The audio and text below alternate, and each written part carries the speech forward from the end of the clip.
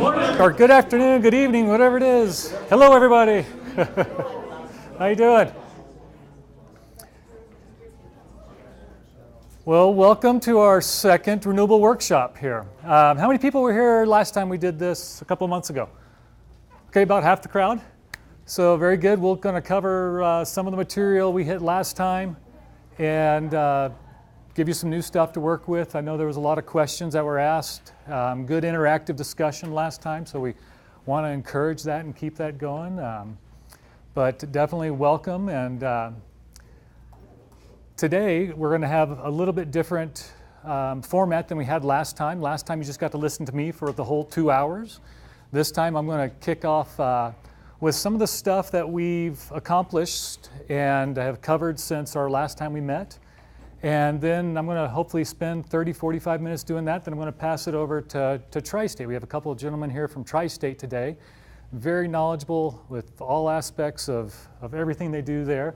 And they'll be able to answer a lot of the questions, because I know a lot of the questions we had last time were maybe directed, something that TriState could answer a little better. So I'm glad to have TriState in the house with us today.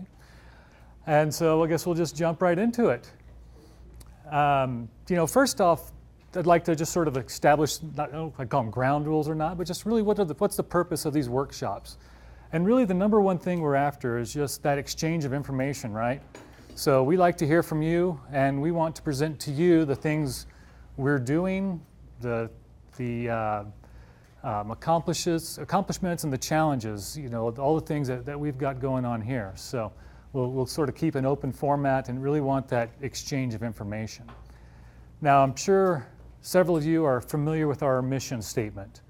Our mission statement is LPEA provides its members safe and reliable. That's the number one thing that we're really trying to do, make sure we've got a safe and reliable system. Electricity at the lowest reasonable cost while being environmentally responsible. So that's our mission statement. Now, what you guys may not be aware of and as familiar with is possibly our vision statement. This is something we've developed in the last year. And it sort of sets the tone of how we go forward out there. And it states that we are trying to shape the future by building trustworthy community partnerships. And I see that as probably what we're trying to accomplish here today as an innovative, forward-thinking industry leader and delivering excellence in a member-owned cooperative. Now, to me, the important part and why we're here today is really that building trustworthy community relationships part of it today.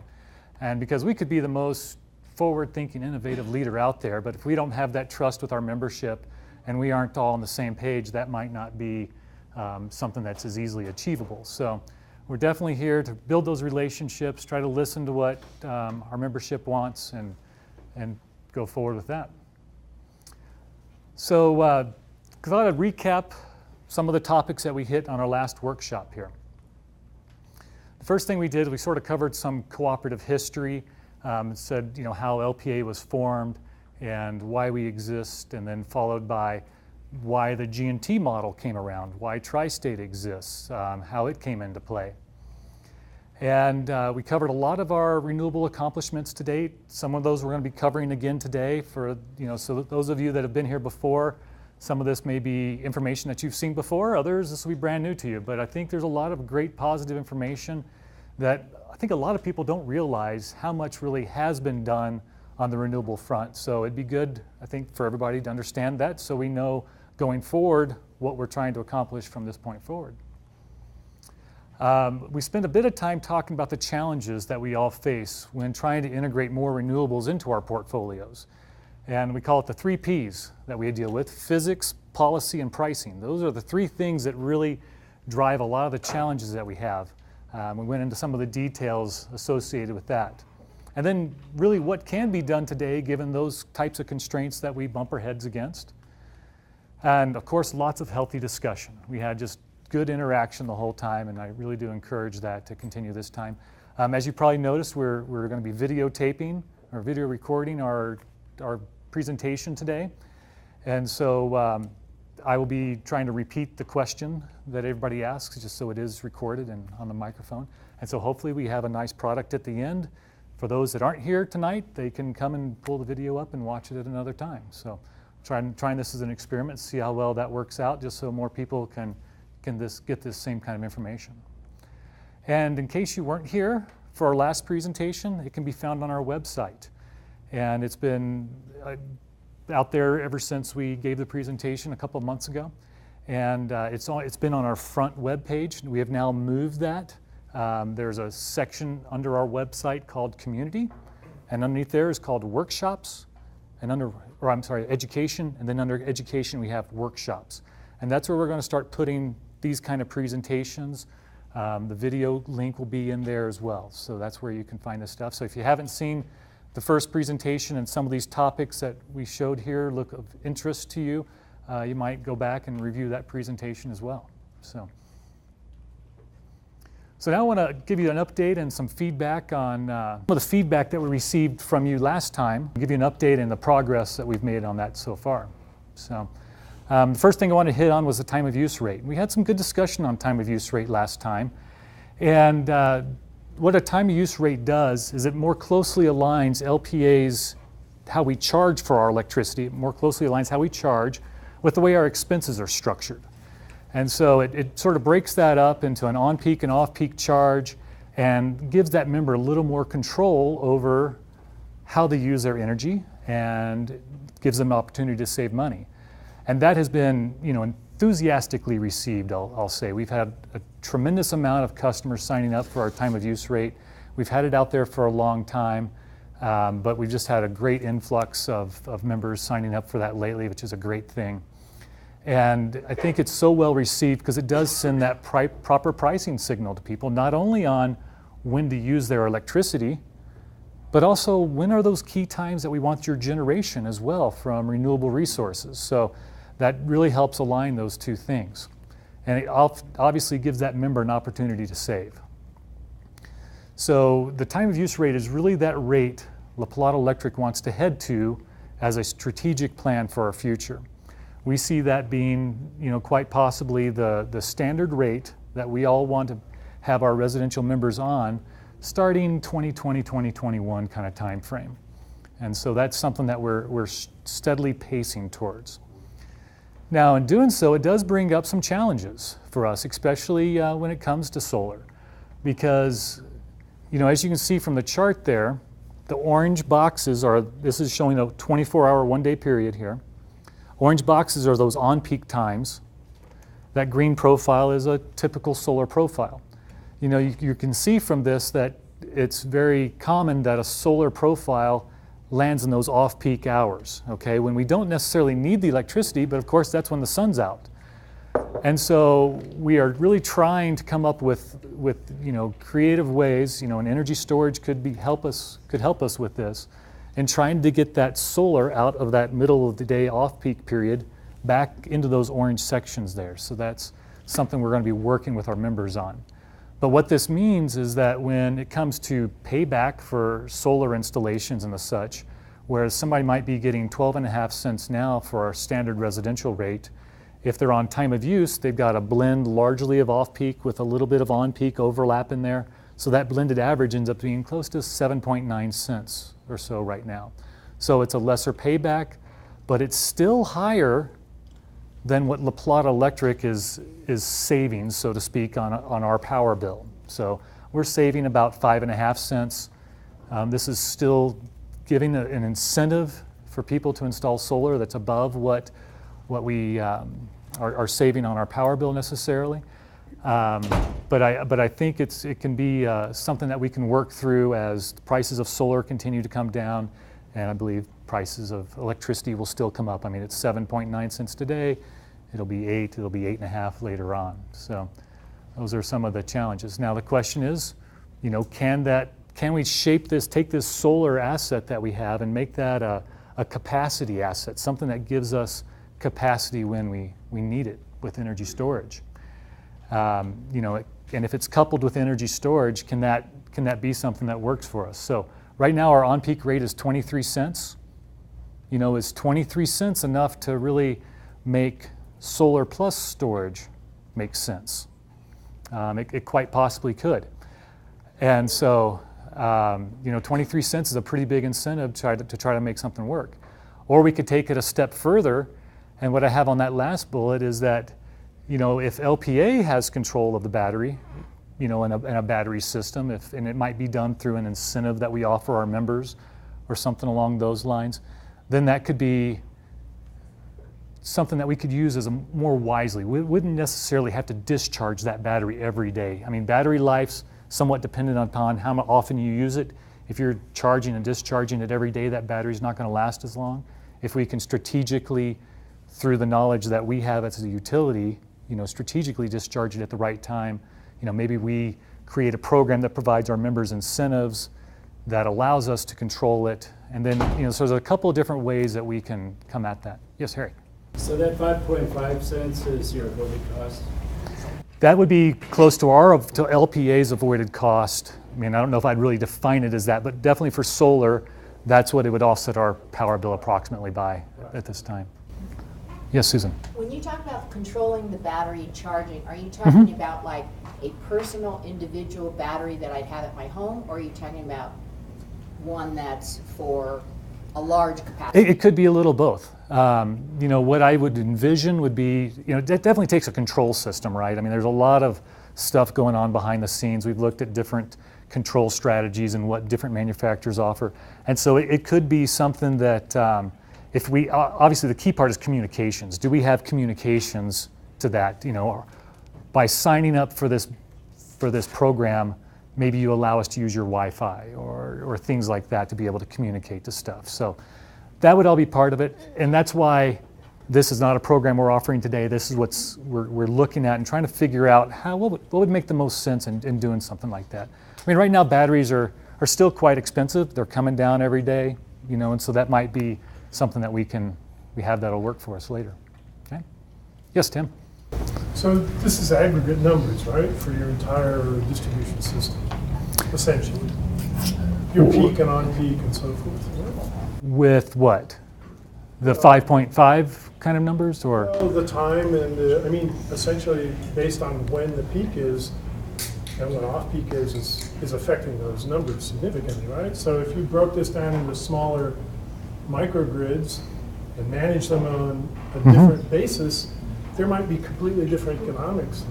There could be, especially when you get to commercial sectors, has a very different load shape than a residential sector would. And so that's... that kind of analysis might be something that would be less expensive and more easy to implement or simply to implement than trying to charge and discharge batteries. It's just right. Yeah, there's lots of things to look into. Now we do have, with that in mind, that's why we do have different hours for commercial and residential on and off peak hours. So there's lots of different moving parts, we'll say, that and different things to look at on how to pull this all together. So we're learning as we go, and we're picking stuff up and using it there. Here's a issue you can think about as you move to a time of use. I used to be on time of use and not anymore. Yes. Because I also have an electric car, which is a bigger load than my house. Okay. And I produce a surplus. But it means that the most economic thing for me to do is to use to charge the car in the middle of the day, or with time of use, it was even often to charge it during peak hours, because then I essentially was, the cost saving to me was the higher rate. Because I'm producing a surplus, I would earn more back. You're saying you have solar also. Right, right. And so my point is simply that when you've got both production and consumption going on, especially if you're in a surplus situation, then the current way the time of use is structured is it's a disincentive. I'm not sure if I'm following you there, but I'll get with you afterwards. I want to chase that down a little bit. I think that people may get batteries in their home. Sure. A lot more people get electric cars, and the beauty of electric cars is you don't even have to store the energy. You can just choose when to charge it. But if you can charge it during those off-peak times, that's exactly what we're looking for. At time of use, you're much better off charging it in the middle of the day, because during the off-peak times, in the middle of the day. The way the current time of use is structured, but it changes every year to which hours. Well, I'm hoping we can hold it, because there's technology. There's lots of reasons why we can shape it the way we have shaped it now, but hopefully it can stay that way. So, but I want to move on from time of use, because I really want to try to give the floor to TriState as much as we can through this too. But so hosting capacity, that was another good topic that we discussed last time. What can we do to help increase the hosting capacity? And what I mean by hosting capacity is that availability of us to be able to put more solar onto our grid, more distributed generation onto our grid, because right now we are bumping our heads against different voltage constraints that we're hitting, and it's a little bit because we have larger systems going in today, we have higher penetration, so we just are bumping our heads against that more often now. And so we do engineering studies for each system that comes on, and we say, well, is this one going to work at this particular location with this particular size when it comes on?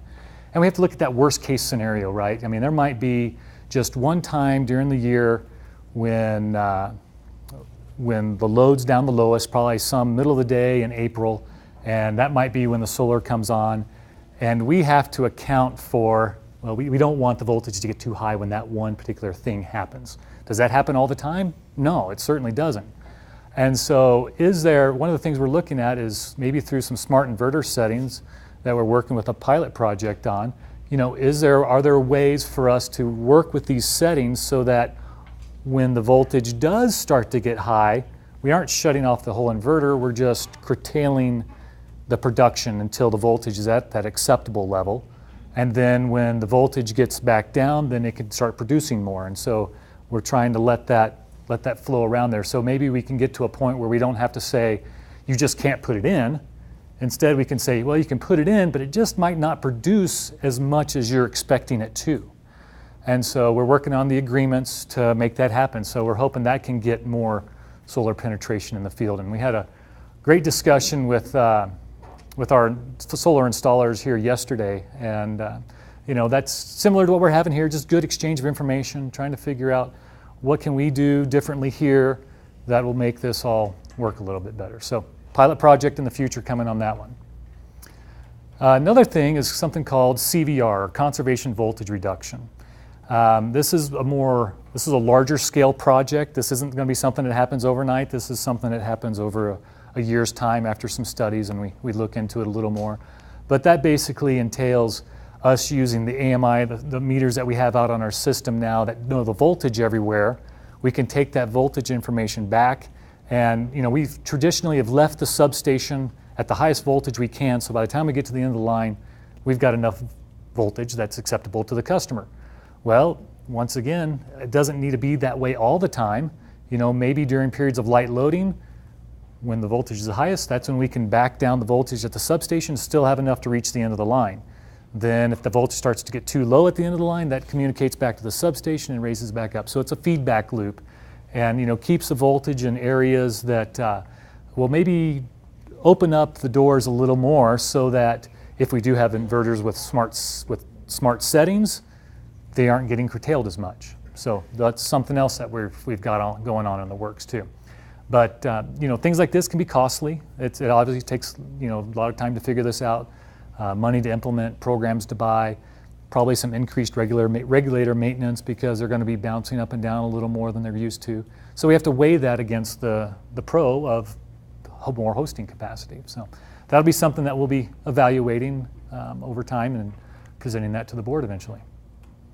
I mentioned we met with several of the local installers yesterday, and I think one of the nice pieces of feedback that came out of that was traditionally we've done our engineering studies based on a 80% of nameplate capacity, and that was the way we'd always done it. And they're like, well, can you actually take the tilt and the azimuth and shading into account when you look at some of these? Can we give you some more specific design criteria that'll allow us to make a more accurate calculation, and maybe we'll get a little more hosting capacity out of that as well. So that's something else we're looking into, hoping to get that some feedback back to the installers on that possibility here in the next couple of weeks. And of course, we're just constantly monitoring new technologies to see what else is out there and what else we can bring to the forefront there. So I think last time, as we wrapped up our talk back in April, we had talked about LPEA requesting to TriState, can we increase our 5% a little more? So I wanted to give you guys an update on what happened there. So the first thing that occurred was we had a board meeting very soon after that meeting, and at that board meeting, all the voting members of the board unanimously approved, yes, let's go and open up discussions, work with TriState, see if we can find some common ground on increasing, going beyond our 5%. And so were there board members that abstained from voting? yes. Is that why you put that? Yes, I put it in there like that because our board member that was on the TriState board at the time didn't feel that that was the right thing to do, so he just didn't vote at that time. So we did go to the TriState Contract Committee, which was the venue that would be most appropriate to bring this kind of discussion forth, and that consists of the 43 other utilities that are part of TriState, and had some good discussion. Mike presented up there and said, here's the reasons LPEA believes that we should have an increase to our 5%. And it was some good discussion that went on at TriState, when we presented that. There was several that, definitely were in line with La Plata Electric, said, yes, that's something that we think we should move forward with, increasing the 5%. But yet there's several others on the board too that were concerned, because what happens as we increase that 5% and TriState is giving us, let's say, 5 cents or so for that as compensation for that member generation that we add onto our system. TriState has more than enough generation, and these guys will correct me if I'm wrong here too, but TriState has more than enough generation to serve its members right now. And so any additional generation that a member then installs is less generation that TriState's selling to us, and they go and sell that generation on the market. So if they give us a 5-cent credit for the generation that we put in here, but then they take their excess generation that they now have and go sell it on the market for 3 cents, they come out 2 cents behind on that. And the only place that additional revenue then comes from is the other members. So that was a concern by the other members there at TriState was, well, if we increase that 5% more, that's more that the people that aren't installing this generation are going to have to pay for. So there was just some good discussion on that. So that's where that landed at the time. I wouldn't say it was widely accepted. Nobody was jumping up and down saying, yes, increase it to 10%, but just good discussion. So Mike's going to take this a step further, and he's going to work on a white paper and really try to detail out the economic situation that La Plata Electric sees as a possibility and a reason for increasing the 5% and bring that to TriState again. So that's where we're headed with that. Any questions on that? Yes. Why does TriState have to sell that generation? Why can't they just reduce their generation and reduce their cost overall? You guys touch on that at all, or? You want me to do it now? How about he touch on that when Yeah. when they were doing their presentations, because I should have repeated the question, but his question was why can't TriState just not run that generator at that time and therefore not have those expenses? So he'll touch on that later. But there is another, I did want to bring up, as was mentioned during this last meeting we had with TriState, was there is another option out there for La Plata Electric and other utilities to look at. What we've been talking about with this 5%, that's really what they refer to as Policy 115, is what governs that kind of policy. There's another policy called Policy 118. And what that involves is that TriState would purchase that locally produced energy, but they're going to purchase it at a market price. So we'll get, we'd get that 2 to 3 cents, whatever that market is, whatever that fair market price is for that. But then LPEA then has the option of increasing that if we so desired, that then we could possibly make that an attractive offer then to give to somebody for their facility. So then the question becomes, well, what is LPEA willing to add to that? I mean, of course, anything we add to that creates upward rate pressure. So it really is us controlling our own destiny. How much are we willing to make that occur? So that could be something that we'll be looking at in the future. Okay? Yes, Susan. Is that 118? 118, is that something that would be approved? The purchase of that power would be approved in advance? Yeah, it would have to go through a purchase power agreement. you know, and so we'd work, it's a negotiated work through it.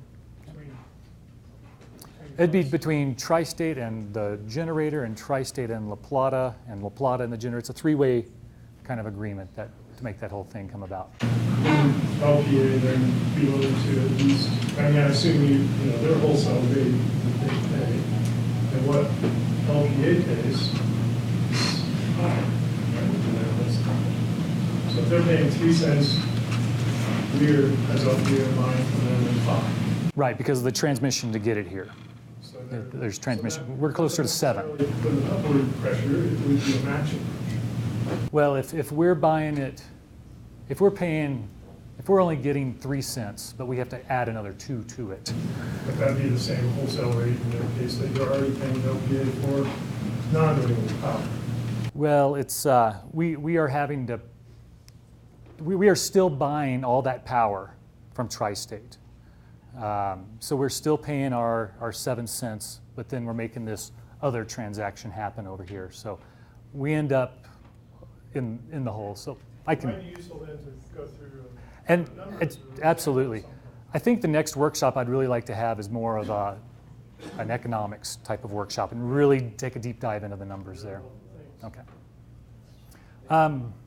Yes, Derek? Can you just clarify that a little bit more on how the 118 policy, if it was a local facility generating this power, and how the dance between La Plata and TriState would work? Would that facility enter into that contract with TriState, who would then sell the power to La Plata, or would we be negotiating directly with La Plata? So look at it as let's say an installer came on. We can make a whole workshop out of Policy 118, but as far as the simple part goes, TriState is buying from a generator. You know, it could be here, it could be somewhere else. You know, and that's just part of their portfolio then, right? Okay, so TriState, that's one transaction. Okay, they made that happen. La Plata's still buying its power from TriState, all the power it uses, but it's quite possible to make this deal go through, maybe La Plata had to add an extra amount onto it. So we're still buying all of our power, but then we had to add an extra amount. That's the sort of the simple terms of it there. Okay. All right. Quick thing on Smart Hub enhancements is that how many people have been on Smart Hub in here? Okay, quite a few of you. So how many people have been on Smart Hub lately and saw a change? Okay, so Smart Hub changed. That sort of gives you a view into your electricity usage down to an hourly interval. And some of the changes were good, some of them are a bit cumbersome. I really like having there's some slider bars down here on this end down here that allows you to look at whatever kind of range you want to, and it's sort of helpful. But if you're just going in there to look at one particular day and you have to enter it into these boxes, it's a lot more steps. But definitely you can look at this range, see the trending. This is an example of somebody that has solar on their house. You can see when it gets below the line, when they're producing during the day, when it gets above the line is at night when they're using their power. And so it really lets you see that trend a little better. And then there's now a new section in Smart Hub called the Net Metering Analysis module. And with that, you can look at exactly, see one line of the energy flow that goes onto the grid and another line for the energy flow that comes out of the grid. These will only show up on net metered accounts, though, that module. So that's, I think, a helpful thing for people to see. But we are working with NISC is the one that really produces the software that governs this. I'm not real happy with the user interface with that now, so we're working with them on that, and hopefully we'll get that resolved here pretty soon. So now I've used about my 30 minutes, which is about what I wanted to use. I want to take a quick survey of the audience here, okay? And part of this is just so we are all marching in the same line here. As I started thinking about it, it's like, wow, there's lots of reasons why we could be doing renewables, but I'm just curious as a poll of the audience of what do we think that real primary driver is? Is it A, it's about the environment. We want to reduce the greenhouse gas, reduce carbon, okay? That's certainly a reason which I think a lot of people would agree that's why we would like to install renewables. And if that's really the driver, that's probably most easily accomplished by still installing large utility scale, efficient, cost effective, I guess I should say, in a location where there's transmission lines to get the power out and you have the resources. So obviously if you're doing wind generation, you aren't going to put it here in Durango. We don't have the wind here, but we have solar. But we're sort of transmission constrained in our particular area right here. It really gets to be a challenge if it became very large scale solar. I don't know if a utility scale solar system would work very well here in Durango. So if we're really after trying to reduce that carbon footprint, we're still putting large scale utility centralized generation in various locations where it makes sense. So that's one reason. Or is it the local generation aspect, the green economy part of it, job creation? That's certainly a reason why we want to. And by the way, all the above is not an answer. No.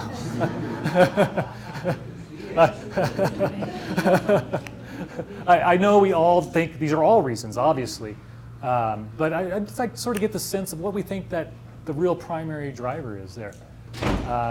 Or is it C, it's independence? Is it that we don't want to be part of a, maybe we don't want to be part of a grid. I just want to make sure that, we can be sustainable within our own community right here. A lot of people put a lot of merit and belief and ideals behind that part of it. And that's another great reason.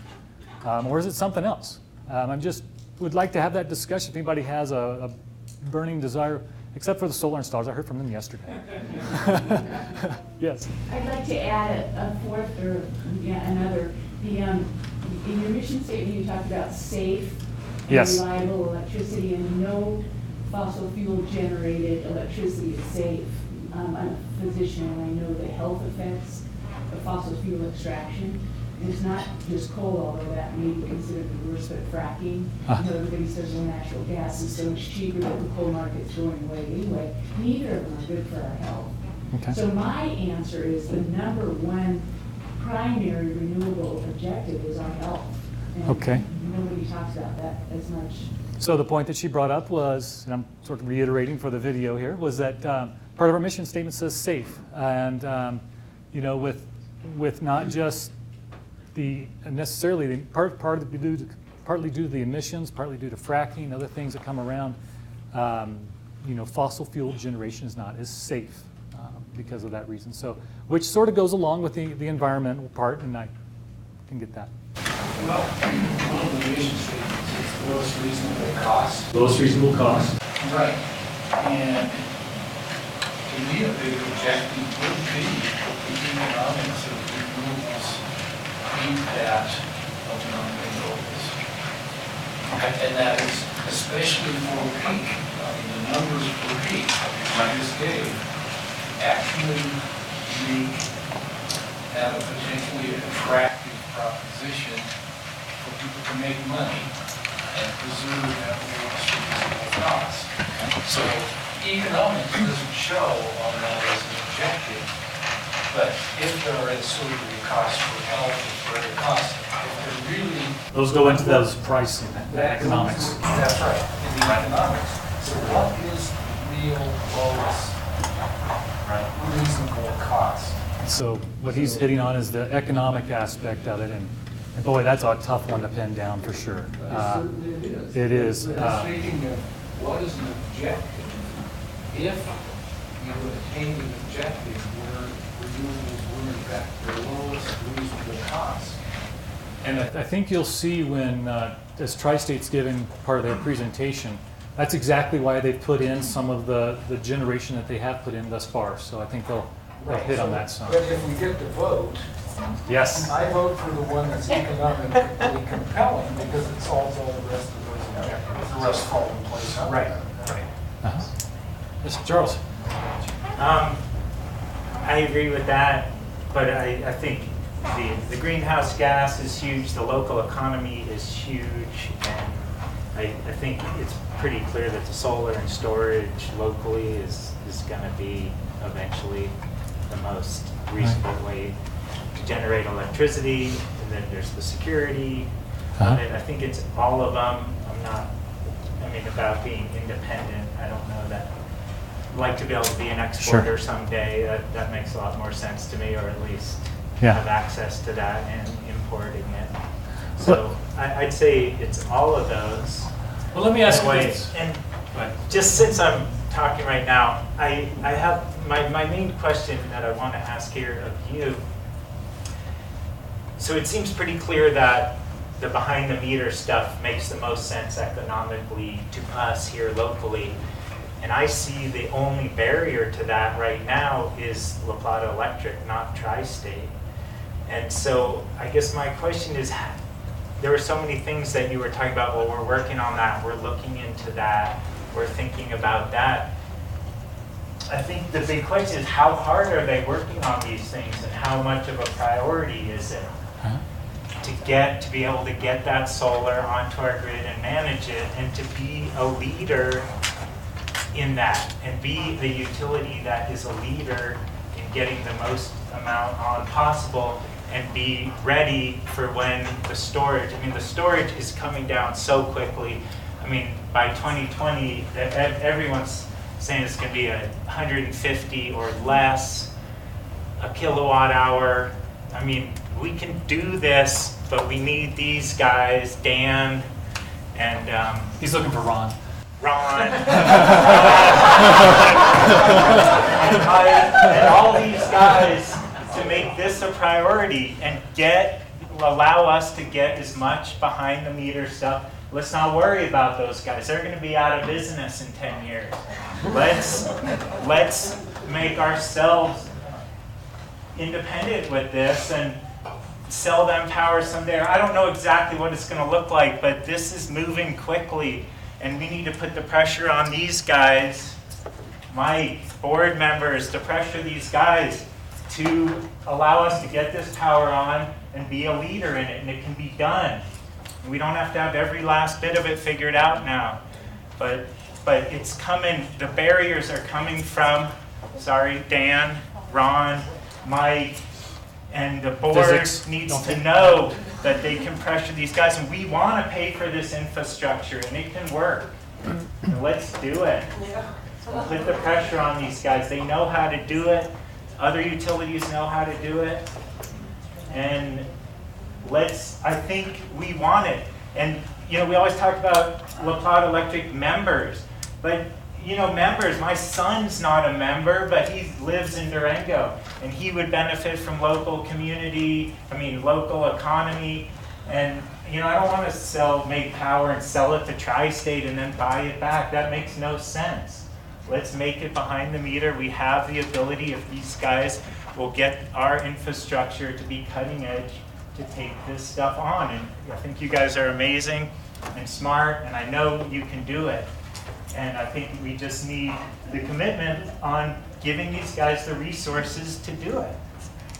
We should have a full-time guy working on this, getting the solar on and figuring this engineering out. It can be done. These aren't physics problems. These are just some money now invested, and these are investments. They're not costs. This is all going to pay back. And let's do this and put the pressure on these guys, and think of it not as members, but everyone in our community is going to benefit from this. There's one guy on the bill of every house, yeah, but it's really everyone who lives in Durango will benefit from making local power. And let's do it, and let's pressure these guys. And no, board members, it's these guys who can get this power on the grid. They can do it. TriState is not in our way for that one bit. So I guess Sorry for my rant. No, that's great. It's input. I asked for it, right? So there's one part I'll debate with you a little bit on that, and that's us being a leader. I think we are a leader right now. We have more PV on our roof per capita than any other co-op in Colorado. I can't substantiate that. I don't have that numbers in front of me, but I would be willing to bet that we are. So we have 1,000 rooftop solar arrays on our system already. Some people celebrate when they get to 10. So I just want to say we do have a lot out there. You're saying, are we doing stuff now? We are doing stuff now. And I'm hoping that within 2 weeks, we've got a reply to help these solar installers put more stuff I on. think they should be giving you more resources to move on this faster. Let's So, be not a and- leader in Colorado. If we're the leader in Colorado, let's change our scale. Let's be the Okay. leader in the country. We could be. I get a lot of phone calls from people all over the country all the time asking Yeah, how to I do think stuff. you're So, amazing and doing a great job, and I think Yeah. that they should put more resources to your department and have someone who's working to figure out how to get all this stuff on there. It can be done. all right. Boy, with that, I'm going to be shortly handing it over to TriState. Because, so, no, point taken.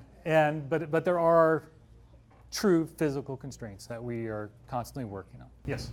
Were those theoretical questions or? That was just me trying to have an understanding of, because the way I look at it is if we really, the most effective way for us to get the most renewables and clean up the air, clean up the environment, is to do it on a utility basis, because they can put it in for half the cost that we can put it on here locally.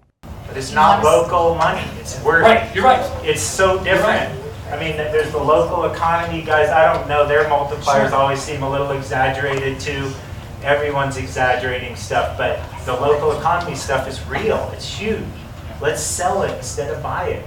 You can't compare that with numbers. How can we say long term that what they can do is cheaper? You've got homeowners putting up the investment on their rooftops. They're going to make their one investment, they're going to keep continuing to charge more and more and more.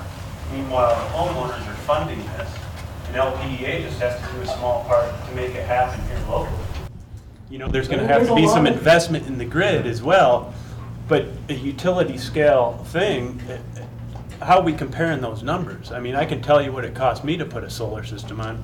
They have to buy land, they have to pay taxes on the land, there's huge things. The land is already paid for. It's going on my roof. I mean, you can't, there's just no way if you break these numbers down, and we're putting these on the roof and we're doing it accurately, that a utility scale system is going to be cheaper. And expensive under independence, it's like expensive when? Expensive today or expensive for the next 30 years? So, I think there's a strong economic, numbers that we need to look at when people are investing $15,000, $20,000 in our money. And I'm not saying, I agree with the time of use, and I agree with things like that. We need to put solar in line with what these rates are. So if it's producing at an off-peak hour, it's not worth as much. That's fine. I guess my general question was, if TriState was at the upper limit of physics with pushing renewables onto the system, I mean, obviously there has to be some dispatchable generation, energy storage in there to make that all work. If they were at that upper limit, say 60% renewable, would we be happy? No. Okay. That's that's good input. Okay. You're confusing a little bit the means with the end here. The end for us in this community, who are the owners of LPEA, and then one step removed, a part owner of TriState. We're not so concerned about TriState's objective. We're concerned about LPEA's, like Charles was just describing. And that end is embodied in the mission statement. And the question is, what's the means for us to get there? Well, if we take our money and we send 65 cents of every dollar to TriState, that's not helping us locally as much as if we can keep it here. So that's a means to an end, which is safe, reliable power that's environmentally responsible. The same is true for environmental reduction of greenhouse gases or independence. All of those things provide us a better means to the end that we want, right? So there's a problem in our discussion here in that we keep talking about means and ends from two different perspectives, or maybe three or four. Okay? The objective, I think we all agree. If you put your mission statement back up there, we can agree. The question is the means. And for most of the people who clapped in this room, I think they would all say, those objectives are all equal. You can't, that's a that's a false choice to say you have to choose one of those, because they're all part of the needs. If we get it right, we get all of those. Right? That's the point. The point is, how do we achieve that together, working together as a community without hurting somebody else in the process? I think I got the input I needed. That's very helpful. I get it. I hear it. To me, when I ask if TriState was 100% renewable, I think you guys would say still, no, you're not happy. And so it's happier. Okay. See, I think LPEA deserves a lot of credit, actually. I don't think SLVRC is having a meeting like this. And, being open to the market forces seems to me to be what LPEA can do to position itself as opposed to being the alpha provider of it. Now, the market forces, everybody's interested in this. I'm signing up for all those options, and yours as well. And it's, as an installer myself, I've worked in like 6 or 7 areas around here, different utilities, and I'm going to tell you, LPEA is probably the best to work with that I've been across. And but it seems to me that it's a Pyrrhic victory on some level to play with time of use structures and so forth, especially with large commercial. It seems to me that if the rate structure was opened up to the demographic, in a sense, this might seem like perhaps a far-fetched idea, but if users could choose their own rate structure, especially in commercial in a way, wouldn't that allow the market forces to enter into the equation with a little more strength? Because solar, for one, would be a heck of a lot more dollar for dollar worth investing in. And maybe even attach a nominal little penalty, maybe 1 cent per kilowatt hour, in order to have that. So I think we can address a lot of that next workshop when we take that deep dive into the economic side of it. So I think that's what I'm hearing a lot of people want. But I really want to give TriState some time. I really do think that if you see some of the stuff that they have going on, I think I hope you're happy with some of the things going on there, because they really are doing some good stuff. So I want to turn this over to Brad Nebergall. Let's see, you're talking first, right? Yep. Okay. So Brad is the Vice President of Energy Management and with TriState. So he deals with a lot of that portfolio and how that whole resource mix works. So I'm going to hand the clicker over to Brad here. I'll pull up your presentation. I warmed them up for you, Brad. Yes. They're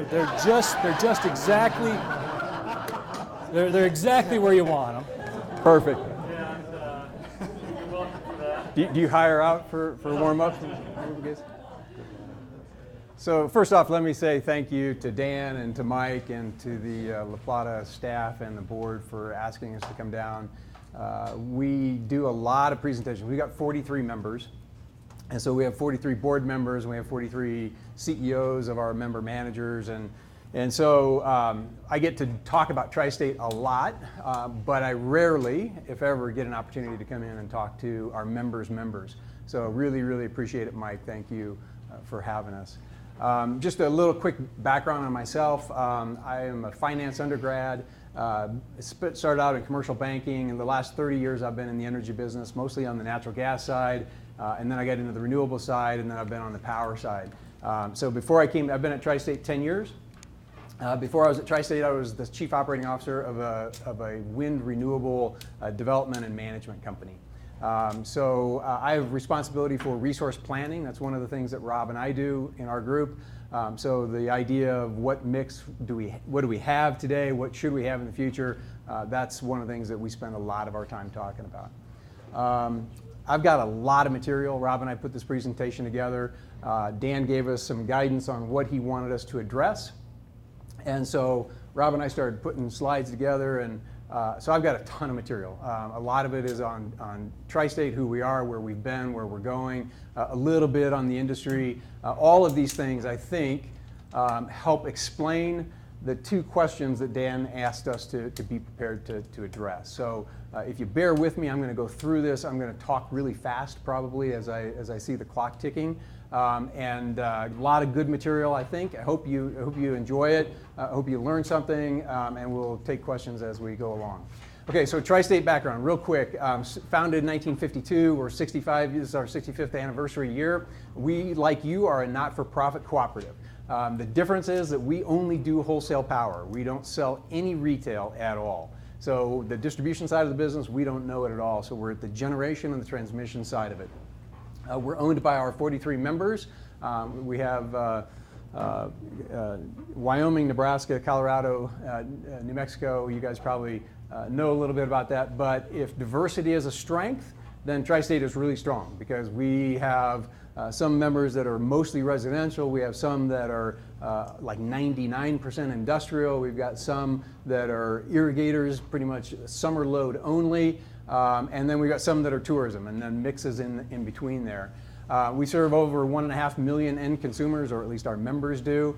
Huge service territory. But the majority of our members, and this is important, are rural people, and they're lower than the average income. Okay? So that's who we typically serve, and that helps drive some of our board decisions. Okay? Our generation purchase power portfolio, over 4,000 megawatts of generation out there. We've got pretty much everything in the portfolio: coal, natural gas, wind, solar, hydro. We don't have any nuclear, and we don't have any geothermal. We got little bits of biomass here and there as well. We, on the transmission side, own 5,500 miles of high voltage transmission. So 115 kV, 230, 345, about 1,500 employees. La Plata Electric represents about 6% of our member load. So you guys are one of our bigger members at 6%, but that diversity is spread out all over the place. We don't really have any one big member. Financial data. Our rating agencies are going to be really sad to hear that we're going to be out of business in 10 years. I hope that's wrong. But we've got revenue of about $1.4 billion, assets of about $5 billion, liabilities $3.8 billion. So that means that we have about $1 billion worth of equity. Okay? Where does that equity come from? It comes from our 43 members. La Plata's equity in TriState is about $75 million. And so that's about 8% of the company, that you guys own about 8% of us. We are rated, we are not a publicly traded company, but we have public debt. And so therefore we are rated by Moody's, Fitch, and Standard & Poor's, and we are an A-rated company across the whole spectrum, across all three rating agencies. That puts us kind of in the middle of most G&Ts. We are a large G&T, but we're a small electric utility. If you compare us to XL Energy, for instance, we're actually quite small. Dan, just a question here.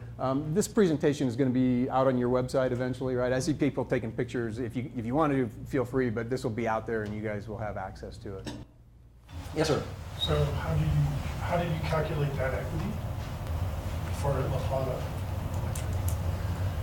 Okay, so every year we try and make money, and when we make money, that is our margin, and then that margin is allocated to all of our members based on how much energy they bought from us in that year. So it's basically a cooperative rule based on use. That's right. Yep. Okay. Okay. TriState serves rural areas. Our meters per mile is much lower than the industry average. XL Energy serves Denver and Grand Junction and big cities, and so therefore their infrastructure is very condensed, and so therefore their operating costs tend to be lower than ours. But TriState, what that shows there is Black Hills, Colorado. APS is Arizona Public Service. Tucson Electric, TriState members. So what we've done is we've taken all of our members, all 43 of them, and then blended out their average rate. So you see where our TriState members are. We're just a little bit higher than PNM, Public Service New Mexico, Black Hills, XL, and this is probably the number one thing that our board looks at and is on us all the time about our rates, and our members are that same way. This is our rate forecast for the Class A rate that our members pay to us. We have had, when you look at that, so this is we just reviewed this with the board in May. If you look at that, we've got one more rate increase that's in 2018 that's in that 5% range. That's what the forecast says. I can pretty much guarantee you it's going to be less than that by the time we get to it. But then you look at that over the next 10 years, 0.30, 1.4, 0.82. We've been working really hard to keep our costs down. And so that rate forecast is, I've been at TriState 10 years, is the best rate forecast I've ever seen. So we are very focused on controlling our costs and keeping our power as cheap as we can to our members. So this is, I just want to talk about governance a little bit, because when we talk about TriState, we're saying, well, who's making the decisions up there, right? So our board of directors plays an unusually strong role in the way the company is run. They meet monthly. Most boards meet quarterly. They approve every contract that's in excess of $500,000, even if it's in the budget, and they approve the budget. We still have to come back to them. We have to tell them why we're doing it. We have to tell them what kind of competitive bids we got, and they approve every single transaction that we do that's over $500,000, which in the electric utility business is pretty much everything, okay? They do strategic planning twice each year. We just did it earlier this week. That's kind of the structure there. You see the executive committee is the chairman, the vice chairman, the treasurer, the secretary, and we have 3 secretaries and 3 at-large positions. Those guys also serve as the litigation committee. If we need to make a decision quickly, we can't wait for the next board meeting, they convene the executive committee by telephone. And so those guys are voted by the other board members, so they are typically people that have been on the board for quite some time, and they are typically pretty knowledgeable people, and they have the respect of the other 43 members. So they vote, staff does not. And then when we have a board meeting, we have 3 different committees. We've got a finance and audit committee, we've got an E&O committee, engineering and operations that looks at the power plants and transmission, all that sort of thing, and then external affairs. And so the committee members sit on one of those 3 committees, and they meet every month and go through their things, and they come back to the board, present the key things to the board, and the board makes the decisions. This common priorities up there that I put, this is kind of my perspective. This is not something that's written down, but this is just based on my 10 years of experience with TriState. These are the things that, in this order, we don't skimp on safety for TriState employees or for our members or for the stakeholders, people whose land our transmission lines cross, that sort of thing. Typically, no restrictions on expense for safety issues. Compliance, we are absolutely in compliance with every single law that's out there, regardless of what it is, so we don't skimp money on that. Reliability, we've got a super high reliability. Typically across the entire system. We've got a few little spots on the system where we have reliability issues, and we're working on those, trying to weigh out how important should we spend that money to improve that reliability. But TriState, when you're serving rural areas, particularly in mountainous areas, very difficult to keep that reliability high, but we do. And so then the next issue is cost. And that's what we get pounded on the most. We don't get pounded on the first 3, but we get pounded on the cost side of it. And we hear this all the time, and it's because we are serving lower income areas. And what they pay for the electricity bill is super important, and we hear that constantly, okay? So that's kind of a little bit of background on TriState. I want to jump into the resources that we have out there. As we do that, I want to tell you about our cost structure. So we have generation, and we have transmission. The generation side is 79% of our total cost. The majority of that is sunk. It's fixed cost. So we've already spent those dollars. We've already built that power plant. We've already built that transmission line, that sort of thing. So it's out there, and we're depreciating it. And regardless of whether we have load or not, we're going to continue to pay that. Some of the fuel, some of the O&M expense is variable, but very little of it. But this is key, and Rob's going to touch on this as well. This is a very common misperception. I get this question probably more than any others from retail consumers. And what we call, you guys, we had the slide and we said avoided cost. I changed it to incremental cost, but you guys were talking about avoided cost before, so you guys clearly understand the concept. But our incremental cost to generate is about 2 cents a kilowatt hour. So everybody says renewables are cheaper than your incremental cost. No, they're not. They just aren't. Now, unless you factor in external, okay? So for TriState, our variable cost, our incremental cost, our avoided cost is about 2 cents. So you're going to hear that theme through my presentation and Rob's as well. And then you got transmission, about 21%. 100% of that is fixed cost. There is some variable because you have losses as you put electricity through a transmission line. So on that kind of generation side, we stick it over on the generation side, but the investment is sunk there. There's really not incremental O&M or anything like that. Okay? So this is our resource mix. I think Dan went through some of this last time for those of you guys that were here at the previous workshop. On the left side there is our capacity. So that's what's in the ground. That's the steel that we've put into the ground, whether it's a coal plant, a gas plant, a wind, solar, whatever it is. That's the capacity that we have. So 43% is coal, 24% renewable, 19% natural gas, 12% we buy from a company called Basin Electric. They are a G&T, and we are a member of them, and you guys are as well. And we buy a little bit of our power from them as well. And oil, we've got one oil unit out there as well.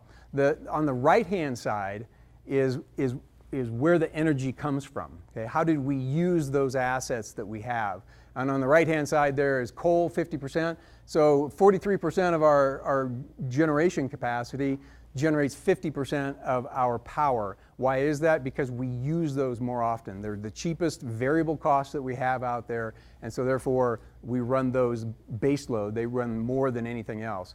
But you can see there on the left-hand side, renewables, 27% in 2016. That was, and this is, I should clarify, this is TriState and its members. So what we've done there is we've captured the renewable projects that our members have, and we mix that in, and then we blend it out and say, on average, our members are 27% renewable. Now, that's members that haven't done any local renewables. We've got them in at 0, and those that are at 5%, we factor that in, but we blended it out, and it's 27% renewable.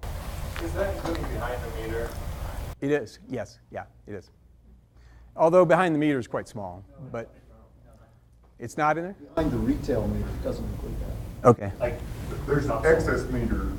That's right. So it would include the excess meter, the stuff that La Plata buys from you. That's right. That's right. So what this is as a percent of what our members sell to you guys. So if you're not buying it, if you're self-generating it, then it doesn't count. But if you sell it back to them and then they use that, that is counted. Yeah. Good point. Thank you for that. Okay. So how did we get to where the resource mix that we have? This is a little bit of a history lesson. I'll go through this really quickly. But back in the 50s, the federal government, in its infinite wisdom, put a price cap on natural gas.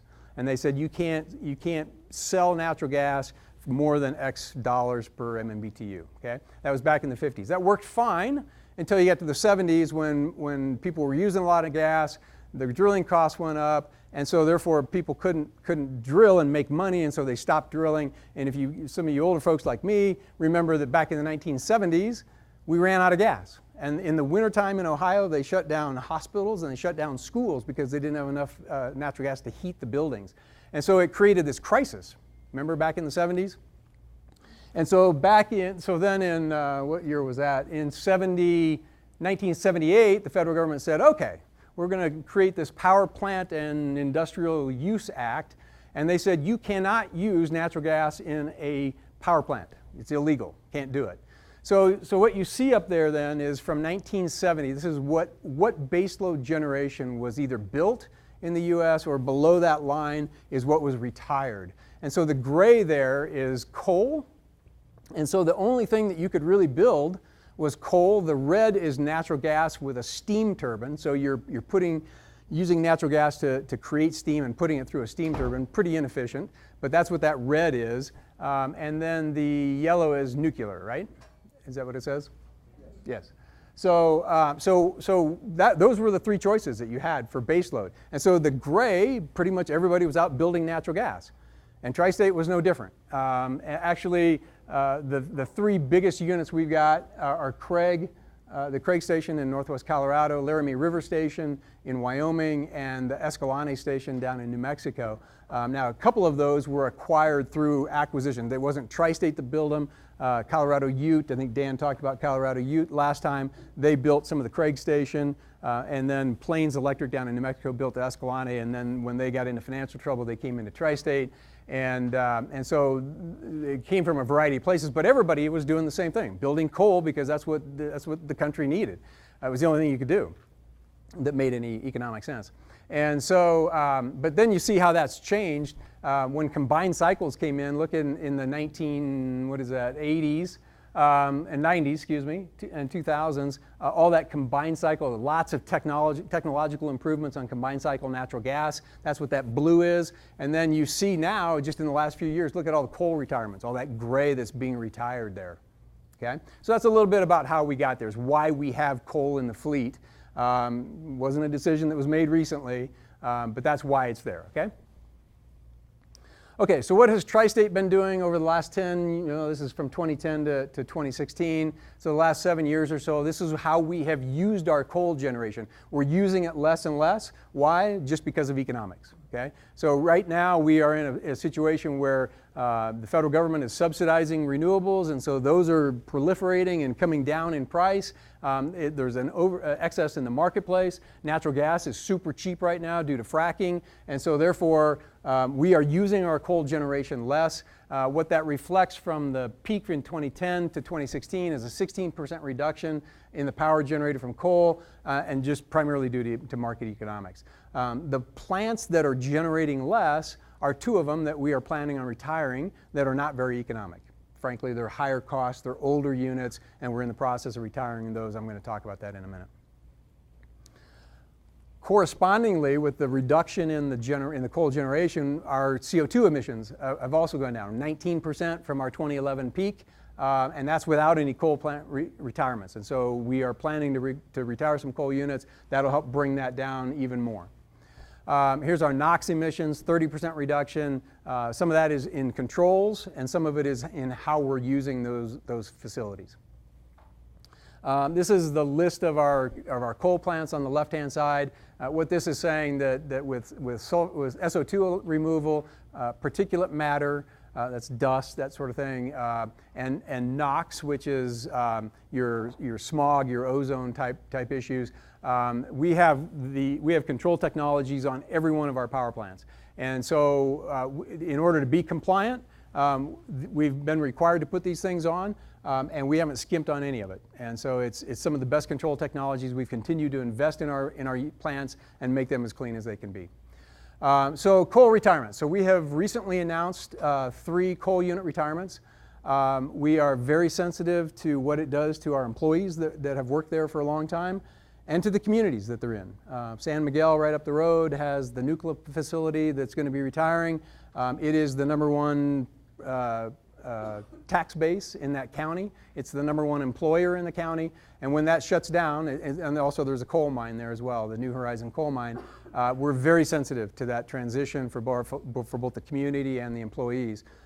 These are our owners after all, right? And so we are trying to take a very deliberate approach to it, trying to do the best that we can for those communities and those employees while we go through this. It's a relatively new thing for us. And there are a lot of costs associated with retiring these facilities. So first of all, and this is the kind of a reiterating that 2-cent thing, is that the incremental cost of our existing baseload generation is cheaper than the variable resources that are out there today. We've got to pay our employees as they go through that transition process. We've got to, as soon as you retire it, you've got to start working on reclamation. And then you've got the issue of accelerated depreciation, and I'll talk more about that on this slide. So I stole this slide from Dan's workshop #1. He showed you that left-hand side, that we had announced these 3 coal plants that we were retiring. What he didn't show you what was the original retirement date. So we had planned to run these facilities for quite a bit longer, and so therefore we were depreciating those assets out over that time period. When we have now said that we're going to shut the San Juan facility at the end of this year in 6 months, that unit will be shut down. That's actually something that we pushed for very hard. Rob was actually the guy that negotiated that exit for TriState. That we are in a partnership there. The partners pressured us to stay in, and we said, no, we're going to get out. It's an expensive unit. It doesn't have good controls, and it doesn't have a good coal supply for long term. So we fought to get out of that. As a result of that, we are now we're paying $8.2 million a year, or recognizing $8.2 million a year in incremental depreciation expense. And so that gets passed on right to you guys, okay? And Nuclear, $8.4 million, Craig 1, $2.3 million. So all in all, in our 2018 rate, we'll have $19 million more per year of accelerated depreciation. And that's just part of that incremental cost that we're going to be realizing as a result of shutting these down. So it's not cheap to shut them down once you've got them. Resource additions. What have we been doing over the last 10 years? This goes from 2008 to current. Over the last 10 years, we've added 1,100 megawatts of new generation. What have we added? We've done 592 megawatts of renewables, 442 megawatts of natural gas, 75 megawatts is a power purchase agreement that was done before I got here 10 years ago, and it came into being in, I forget, 2008 or so. And it's unspecified. It's just we're buying power. So that's that 1,100 megawatts. So we're doing what our members have asked us to do, and we are doing it responsibly from an economic standpoint. So this was the cheapest thing for us to go out and do in order to meet the load in the locations where it exists and the transmission constraints and all the rest. When you factor it all in, this was the cheapest thing for us to do. So that procurement of renewables was done because it was the cheapest option for you in that scenario? Two issues. One, it was the cheapest option for us, and it's what our board wanted us to do. So, for instance, how does this happen? So, in 2015, we went to our board and we said we're seeing renewable prices down. We were thinking that the production tax credit, the federal incentives, federal subsidies were going to be going away, and so therefore we went to them and said we think we should go out and issue a request for proposal. We're not sure if we can get any wind because of the reduction in the subsidies, the timing. We weren't sure if it would work. But sure enough, we ended up doing 3 projects. We got bids, 100 bids, I suppose. I forget what it was. But we ended up picking 2 solar projects totaling about 55 megawatts, 55 megawatts, excuse me. 55 megawatts and then a 76 megawatt wind project that were very economic for us. So that's how we do it. We go to the board and say, this is what we think we should do. Should we do it? Yes, go do it. Bring it back, and then they approve it. So that's how that happened. And that's the last 3 that you see here. Alta Luna, Twin Buttes, and San Isabel Solar. Those are the 3 projects that came out of that 2015 RFP. 2 of them came on early this year, and 1 of them comes on at the end of this year. Rob's going to talk more about that. Okay. The other thing you have to factor in is we do resource planning, and so this is our 2017 long-term financial forecast. We do lots of different scenarios. This is the base case scenario. This assumes that San Juan, Nucla, and Craig are all retired. It assumes that we have normal load growth. There's some capacity that's retiring, some other things that are in there, but this is kind of our base case. And what it says is that you see there the federal hydro, that's our Western Area Power Administration, Rob's going to talk about that, our contract purchases, our coal, and then our gas and oil capacity. And where that red line crosses that blue stack is where we need new resources. So TriState has length right now. One of the things that makes our rates flat for the next 10 years is that we don't have to go out and build anything new. So that's nice. So we've got some length right now. We don't need any new resources. We didn't need it in 2015 when we did that RFP, but we thought it was the right thing to do, so we went out and did it. And so that's why we're using our coal units less, is because we bought some of that. Okay. So that factors into our thinking as well. When do we need new capacity? If we were short capacity and needed new stuff, then we would be out. It would be a different game, because we wouldn't be looking at just that incremental cost of 2 cents. We would be looking at what does it cost to new build. Okay. All right. And I'm sorry. Yes, sir. A question about capacity and this sunflower plant. Yeah. What's the status of that? Yeah. So the question is the plant that TriState has been attempting to build for over a decade in Kansas is a 900 megawatt coal facility. The world looked very different when we started that back in 2003-ish timeframe, 2002. And this is a chart that I don't expect you to be able to see or read, but you'll see it on the website if you want to. But what this is the capacity in WEC. WEC is the Western Electric Coordinating Council. It's pretty much everybody in the western half of the United States, so 18 or 19 states, something like that. And so most of our service territory is in the Western Electric Coordinating Council. And that bottom line there talks about how much capacity excess is there. And everybody wants to have some excess capacity, because if you hit a peak day and you have a unit trip off, you need to have some backup, right? And so everybody plans for some sort of backup. TriState's planning reserve is 15%. XL Energy is 16.5%. So most people are in that 15, 16 range. But on that bottom line there, it says anticipated resource reserve margin percentage. In 2016, it was 34%. And it goes down over time, but pretty much everybody in WEC is long.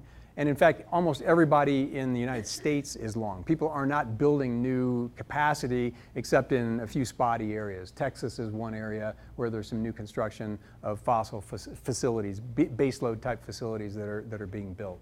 Okay? So it's not just TriState that has length. Yes, ma'am. Are you factoring in electric vehicles into that?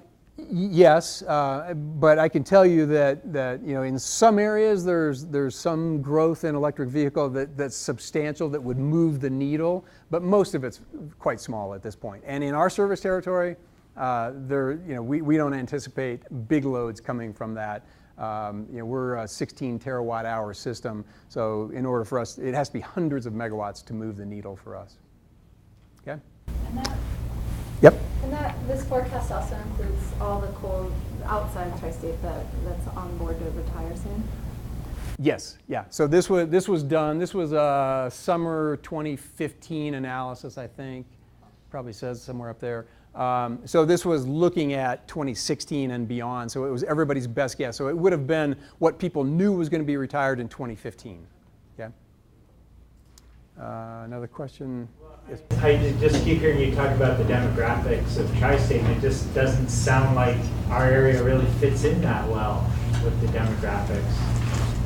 So I'm wondering if it's just not because you're not lower income, you mean? You're not rural? What do you mean? Well, we're rural. I don't know everything you're saying. I don't think people in this room, people in Durango, I understand La Plata Electric Service is bigger than Durango, but I don't think we're putting the pressure on you about price. I think a lot of what we're interested, sounds like a lot of things that possibly the other co-ops aren't interested in. Well, I can tell you that with diversity comes diversity of opinion, right? I guess I don't know how to answer that. Other than you guys are rural and you're a co-op and you're a distribution member just like the rest of ours, but everybody's different. I mean, everybody's. And maybe it's as simple as lower income. I don't think, we're not, Durango's not lower income, and we have some other ideas of things that we want. So I'm just wondering if you're. Absolutely, and for people like you. For people like you, there are safeguards that Dan talked about, where if you guys want to go out and spend more money and not burden the rest of the membership that might be more price sensitive than you guys are, you have the ability to do that. So there are some relief valves. We are price sensitive. It's just I think we're looking to the future. I mean, your rates are flat, but if you look at the curves of renewables and storage and stuff, they could be going down. So. And they may. Yeah. Yes, ma'am. So, is there any discussion at TriState about externalized costs like our health? It comes up, yeah. I mean, it's a discussion item amongst the board, yes. Yep, they're aware of the issue. I don't know if you saw recently, but the Public Utility Commission in Colorado had made a landmark decision on Public Service Colorado, and they said, we want you, PSCO, XL Energy, to factor in externalities. So the Obama administration said, gee, carbon is somewhere between $13 a ton and $130 a ton of external social costs. Somewhere in that range, right? I don't know, but yeah, we're aware of it, and the Public Service Commission may come to us and do something like that to us too. I don't know. Okay, let's keep moving on. I'm going to turn it over to Rob Wolliver, and he's going to talk about the good stuff, the more fun stuff, the renewables, and then I'm going to come back and close this up. Sorry? His mic's not on. Oh, there it is. Just turned it on. Okay. All right. As Brad said, he delivered the bad news about coal, and I got to stand up here and talk about renewables. So I'm Rob Wolliver, as Brad mentioned. I'm an electrical engineer by training. Worked in Colorado my whole career. Worked for TriState for about 15 years. Worked for some other utilities and consultants along the way. somewhere along the line in my career, I switched from designing things and operating things to long-term planning and doing deals. So as Brad mentioned, we got involved in the retirement of the San Juan unit. When we buy new renewables, my group gets involved in that. And we also do a lot of analysis and planning. So the first thing I wanted to talk about a little bit was our federal hydropower contracts. This is really the ancient history of TriState.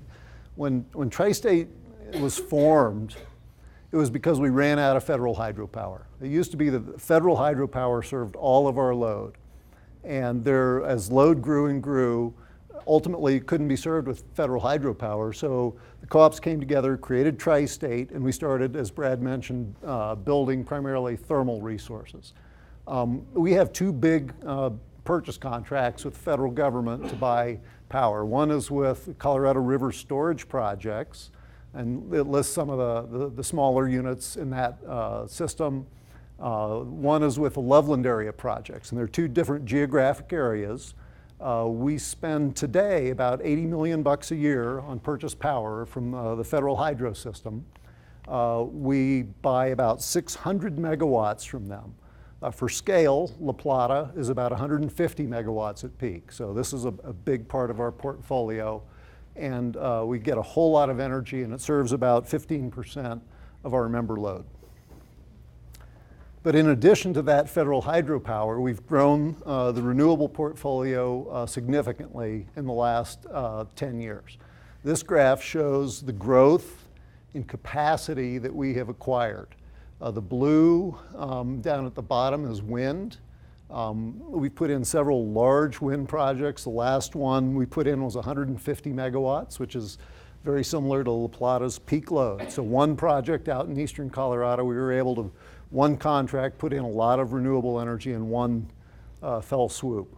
We've got another one going in later this year. Solar, we're up to about 90 megawatts of solar generation.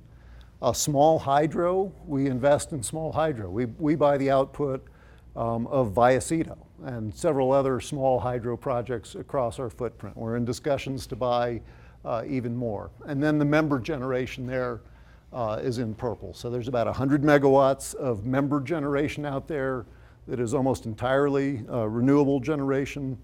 And at the July board meeting, we're going to be taking about another 20 megawatts of member generation to our board for approval. So the slope there is steep, and we've been adding a lot of renewables in a relatively short time. Yes, sir? So you're not including hydro in this renewables? This does not include the Western Hydro, the federal Western Area Power Administration. Is that part of your 27%? Yes, it is. So this is net to that? This is in addition to that. Okay. Yeah, we throw a lot of charts and graphs at you in a short time period, and it's a lot to digest. And one thing that might be worth mentioning on that question, Tim, is that TriState and other states are the ones that define what constitutes renewable. In some states, Texas, I think Arizona, definitely New Mexico, consider hydro as a renewable. Colorado does not, except for under certain circumstances. So a lot of the older federal power projects don't qualify in Colorado's definition. That's right. In Colorado, the definition is it has to be less than 30 megawatts to qualify as renewable for compliance purposes in the Colorado renewable portfolio standard. In New Mexico, hydro has to be built after a certain date to count. So it's a mishmash. So just to clarify, the 27% includes the Western Hydro? Yes, it does. You bet. So this shows the growth of our wind and solar generation in terms of energy. The units there are gigawatt hours per year. You're used to buying kilowatts. Dan, the La Plata system that Mike has about 150 megawatts, I'm sorry, but the annual energy that La Plata buys from TriState is still a little short of 1,000 gigawatt hours a year. So in the last 10 years, we've put in enough renewable generation to serve La Plata twice. This is how much money we have spent and project to spend going forward into 2018 on those renewable projects. I've got a slide here that shows the price of renewable power has been coming down quite a little bit. So the point of all of these is it's increasing. We have not been sitting on our hands and standing still. We've been taking an aggressive approach and adding a lot of renewables in a hurry. So I have a question for you. That is for renewable, but how would cost of the Colorado coal compare to So Colorado coal, the question is how does the cost of Colorado coal compare to renewables? And let me defer the answer to that in just for a couple slides, okay? All right. So the point of all of these is we're taking a pretty aggressive approach. We've added a lot of renewables in a hurry over the last 10 years. Robert, I think there was a question on that slide. That's an annual expense, right? That's not cumulative. That's right. So in 2018, we expect to spend $65 million. Right. Plus $80 million on the federal level. So you're not projecting any expenditures beyond 2018? Oh, no, it goes on and on. That's just where I stopped the graph. So all of the big renewable projects we have done through power purchase agreements. We have not built it and owned it ourselves, but we have instead bought the power from entities that could take advantage of all the federal tax credits. And they monetize the benefit of that, and that reduces the cost at which we can buy the power. So all the solar and all the wind is basically what we call a take-and-pay contract. When the sun's shining, when the wind's blowing, we're going to buy everything that those units produce. So they don't really have an incremental or decremental costs. The concept of incremental is kind of a decision. If you can generate a little bit more, you buy the fuel, you turn the knob, the power plant goes up, you make a sale, or you serve member load. So the incremental cost is a little different. And not directly related to this. A lot of stuff here, I get it. Okay, so why has renewable generation become so cheap, and what are the trends? The federal government, through production tax credits and investment tax credits, really makes the low cost of renewables possible. About 60% of the cost of a new wind project is paid for through these production tax credits, the PTC. About 30% of the cost of new solar generation is paid for through the cost or through this investment tax credit. Now that's not to say the cost of these technologies hasn't been coming down. It's been coming down fast and hard on its own through technology improvements, but this has been a big factor. What's the cost of these new projects? We can go out today and do new wind generation at scale, 50, 100, 200 megawatts for 2 to 3 cents a kilowatt hour. We can do new solar generation for 3 to 4 cents a kilowatt hour. You've got to add some additional costs to get the true cost of making this all work. When the sun doesn't shine, when a cloud comes, when the wind stops blowing, you've got to have some other resources to back it up to keep the lights on. So there's what we call integration costs as well. Yes? So the 2 to 3 cents, is that levelized, or is that? Yeah, we can get that flat for 20 years. Okay. Transmission is a major factor for some of the big projects. The last wind project we did, the 150 megawatt Carousel project in eastern Colorado, we invested about $70, $80 million in a new transmission line to allow that to happen. Solar is not so difficult to integrate. You can find places on our system to put 30 megawatts, 50 megawatts of solar without transmission investment. And all the other major renewables we did without major transmission investment. So this is, I think Dan showed this slide. So this is what we have seen in the price trends of renewables. I hate to argue with my boss, that's never really good business. But when we first started buying renewable projects, they were absolutely not economical. Those first projects we got, Cimarron Solar and Kit Carson, we had a compliance obligation in Colorado and New Mexico. we went out and did renewable projects, and they were very, very expensive. So we were early adopters a little bit in 2010, and we paid a heavy price for doing that.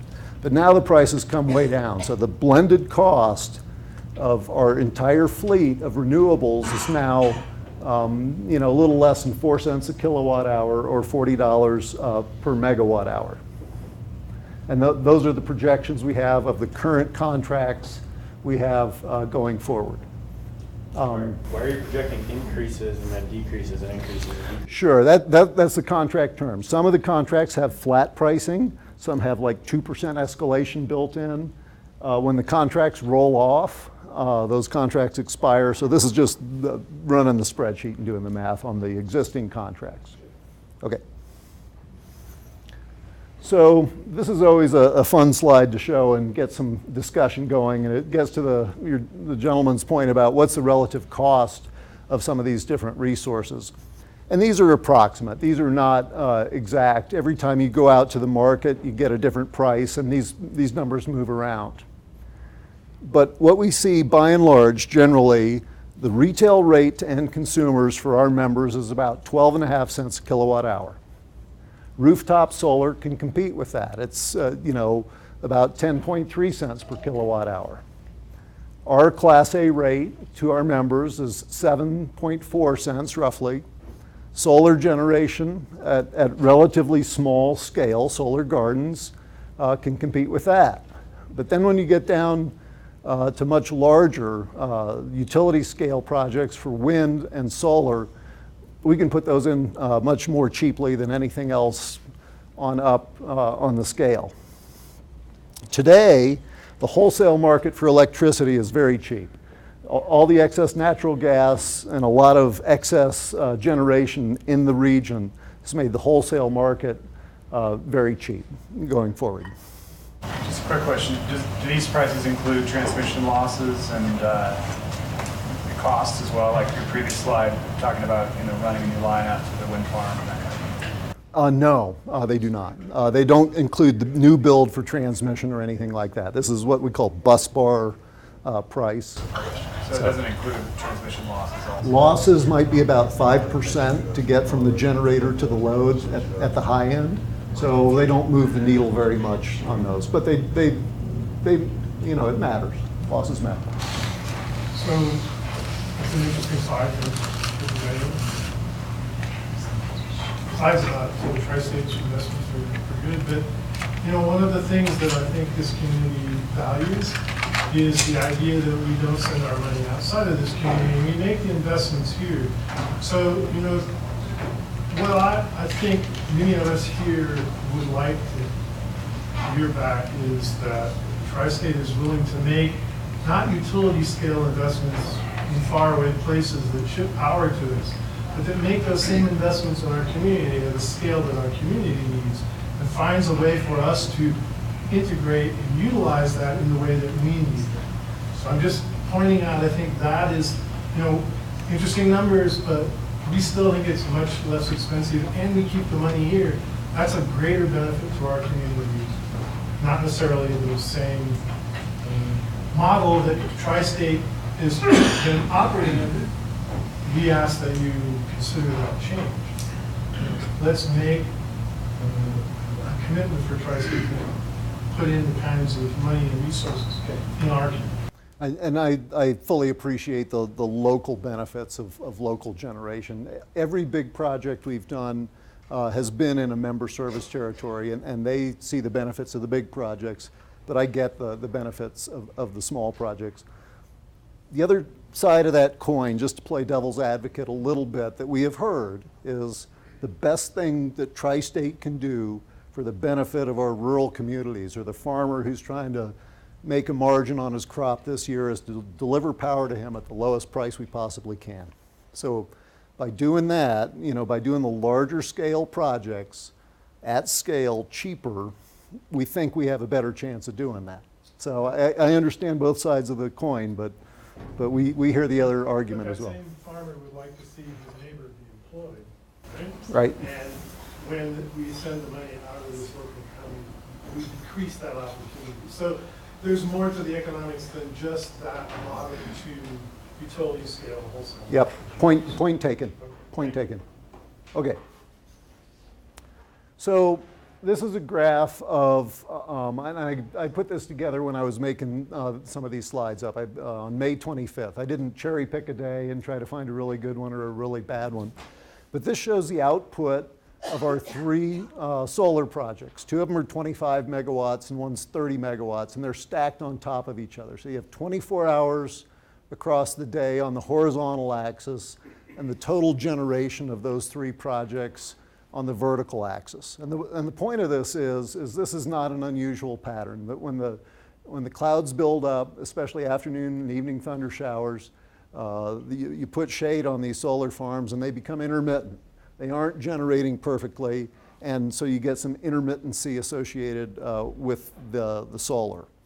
Likewise with wind. This is a graph of our 3 big wind projects. At peak, on this particular day, they were generating about 400 megawatts. In the middle of the day, though, the wind stopped blowing, and so you know, the output went to nearly 0. And so something else has to happen when the wind stops blowing and the sun stops shining. Other generators have to step up and serve that load, or you have to cut load, and that really hasn't been a possible option at this point. Also, because of this variability, this intermittency, we get charged by our partners, if you will. Xcel Energy is one, for example. We put these generators in what they call a control area or balancing authority, where they control the relative generation and load. They charge us to integrate this wind, about $5 a megawatt hour. So that's one of those integration charges I was talking about earlier. On the other hand, on the same day, this graph is, the top line shows the TriState total customer demand, what we call load. And on this particular May day, it was very flat, from sunrise to sunset, from midnight until the next midnight. It was very flat, and that's that top line. The next line is our coal generation, and that's the fleet generation on that day. And it mimics that flat line pretty well. Now, on hot summer days, the load really picks up during the day when air conditioners and other loads kick on. And in the winter, the load pattern looks a lot more peaky. But the point here is that the coal generation, love it or hate it, it matches our load demand quite a bit more closely. Down at the bottom is the sum of all the intermittent generation we have, the solar and the wind projects. And you can see it just moves around quite a little bit more. So that just means we have to back up that solar and that wind with some conventional resource. It doesn't mean we can't integrate more. It doesn't mean that it's not working. But you can't just shut down all the conventional generation and replace it with intermittent resources today. If battery technology comes along, if a lot more control technology matures, where Dan controls your thermostat and he controls some other loads you have, the situation will change and improve. But today, you can't just shut down these conventional generators and replace them one for one with intermittent resources. So to overwhelm you with PowerPoint and graph. So I just really quickly have a question about storage, and I'm curious, what kind of investments do you guys make as a company in figuring out what the latest technologies are, or how do you invest in the future? Sure. So storage is a really interesting topic to us. We're a member of EPRI, the Electric Power Research Institute, and so we join with virtually every other utility in the nation to funnel our R&D money to EPRI, and they do fundamental basic research. And we are looking at specific battery projects right now. We're trying to look for a pilot project because we see the technology changing. So we're investing on one side. We're going to try a pilot and try to see what we can make work and where we can make it work. Right now today, we don't see the dollars and cents penciling out for batteries. But I think our board will be willing to make and investment to test it and see how it works. Okay. Are you investigating anything besides batteries? Well, there's other storage technologies. With one of our Western Area Power Administration, one of our federal hydro projects, we have access to a pump storage plant, the Mount Elbert Pump Storage Plant. It's a couple 100 megawatts, at Mount Elbert up by Leadville, where they move water back and forth between two ponds. And so we have access to some of that technology. It's not a new technology, but we're a participant in that through our contract. We've looked at compressed air energy storage and some other technologies, and right now today we just can't make them economically work. So. They indicated there's a tremendous difference in the availability of matching load to production at different times of day. How does your costs vary with time of day, and how does that compare to what you charge LPEA by time of day? Okay. Our cost profiles are really pretty flat. And let me try to come back to Colorado. I kind of forgot about that question. So, we have these contracts from Western Area Power Administration, and we use that to shape around our load. And so that doesn't cost us a lot more during the middle of the day compared to at night. Right now, the markets are not driving a big on-peak to off-peak price differential. So our cost structures are pretty flat, and the markets are pretty flat. Colawio, somebody asked about Colawio and the cost of Colawio. So that's a mine that we have that serves part of the coal requirements at Craig Station. And so when you look at the cost of Craig Station, one of the key elements is what's the cost of that coal. And so Craig Station has, we talk about this variable cost or incremental cost or marginal cost. Craig is one of our less expensive units, and it's in the money. It's usually cheaper than the market, and its marginal cost is, I forget, around 2 cents or so. So it's a very economical unit, and it competes very well in the marketplace. So do you expect that Colorado is going to be able to provide coal for how many years into the future, just the Craig isn't shutting down? Well, there's 3 mines up there that serve that station, 20 Mile, Colawio, and Trapper, and there are reserves that will go on much further than the life of the Craig Station. The coal reserves in the ground are plentiful in that region. You only own one, right? We outright own Colawio, and we have a big share of Trapper. Okay, so just one, okay. Just to follow up, so you said it's 2 cents per kilowatt hour. Is that on the same scale? Is that comparable to the 2 to 3 cents that you were talking about for that other slide where you were giving the cost of new wind and solar? Is that, or are you saying that it's cheaper? Are those apples to apples? Yeah. Yes and no. Okay, so if you sorry, it's a tough business. So, yes, if you wanted to go buy the energy, that's what the energy costs. But if TriState has to provide reliable service, which we do, we've got to have the wind and something else, a gas unit or the wind and hydro to back it up to keep the lights on when the sun's not shining and the wind's not blowing, until we can get to batteries or some other big storage technology. So, on a per kilowatt hour basis, those are the same apples to apples, but it's not, well, then I choose wind and I want to keep the lights on, because you still have to have something else in reserve to keep the lights on. The wind and solar price doesn't have the integration cost in it either. That's true. That's true as well. So, on that point, I will agree with my boss. So, okay. So this slide shows April. The month of April, this was our breakdown of renewable resources. You can see most of them come from WAPA, the 2 contracts I mentioned, and then the different slices to the pie then are just different renewable assets. But in November, this was our best month ever for renewables. 32% of our member sales were from renewable resources. So the loads are down a little bit in the spring. The wind blows pretty hard in the spring, but this was, you know, a big month for us for renewables. That is hydro, right? Hydro, yes. Yes. In terms of member generation, La Plata and others, so just kind of the contractual framework for that. Before 2001, our contract with La Plata and every one of our other members said, you're going to buy all of your power from us. So in 2001, that contract was renegotiated to put in this 5% self-supply ability. It's an option. Not all of our members choose to take advantage of it, but every member has the option to self-supply up to 5%. There's a policy that details how that works.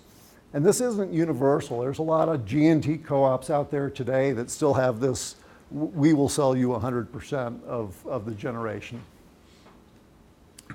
And so the member generation has been growing pretty rapidly too. Again, since that contract change has been put in place, we've got 113 projects, or I'm sorry, 113 megawatts. And again, for scale, the La Plata system peaks at about 150 megawatts, so it's a big amount. 61 different projects, and 18 out of the 43 members have availed themselves of this option. So that means, you know, most of the members haven't chosen to do any self-generation yet. More and more members are getting involved, and I think we've got some momentum to get more involved. The technology, you can see it's mainly solar. Solar is scalable. It's, you know, not everybody has hydro resources or wind resources, but solar has been very popular, I think, because it's scalable and pretty doable. And it's been on a very rapid trend of increase. And again, this month in July, we're going to take about another 20 megawatts to our board for approval. Can I ask you a question about the 5%? Sure. At the last board meeting where Joe Wheeling was still on the board, we were talking about, you know, asking TriState to increase the 5% to 10%. And he made the statement that TriState could easily allow all of the co-ops to jump up to 10% without negatively affecting their financials. And he was, you know, vice chairman at that point, and I'm guessing he knew what he was talking about.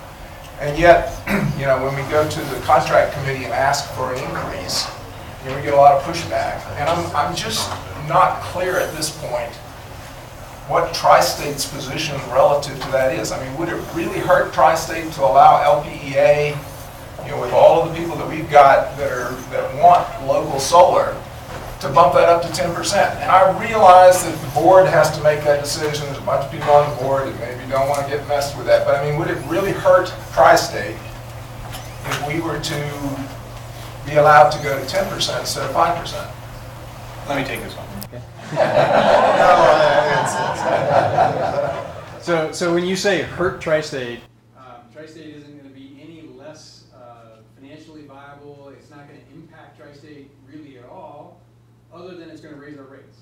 And so, so those members, those 20-some members that don't care or haven't been able to do renewable generation, they're going to pay more, and everybody else is going to pay less. And that's the rub. So TriState's going to recover its costs, because that's our contract with all of our members, is that you're going to recover our costs, whatever those are. So if we sell less in the marketplace and have less revenue but have all the same fixed costs, our rate's going to go up. And so it doesn't really hurt TriState, but our rates go up. So therefore our members get hurt. Or some get hurt, some don't. So that's the short answer. Okay, so a follow-up on that. You're going out and buying new renewable resources, right? We have in the past, yes. Doing that, you're going out and doing it. What would be wrong with you buying a little less and letting us generate here where we want to be able to do that? You're talking about over and above the 5%? Yes. For the same, it's the same. Our big problem on the 5% is that we've got this Williams heat contract that eats up 80% of that. You don't have to renew that, right? I understand that. Okay. But You have options, right? we did, so we voted to renew the contract. Okay. But, Okay. yes. But, you know, again, I mean, what you're hearing here is that people in this area want to have that increase. And I think we're going to push pretty darn hard as we possibly can, to make that happen. And I would like to see more cooperation from TriState, and I know that the board listens to the staff, you know, in these things, and so staff has some ability to influence what the board does, and you know, I'm looking for ways that we can cooperate, you know, but we need to get that 5% increased, and that's the biggest issue that we have on this board. Right. So Rob talked about in 2000, our members had the right to do 0. And when we renegotiated those contracts, a majority of the membership said, we want to be able to do 5%. And when a majority of the membership says they want to do more than 5%, that's when we'll do it.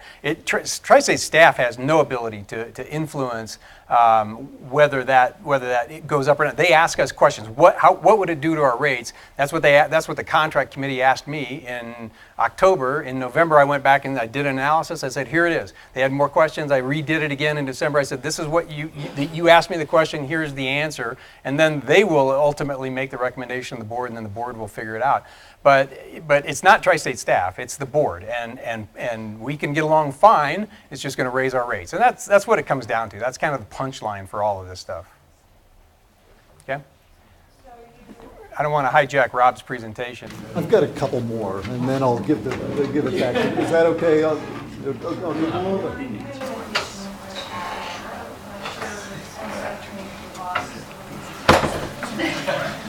we want to answer it. Oh, sorry. You said not all members take that option. Right.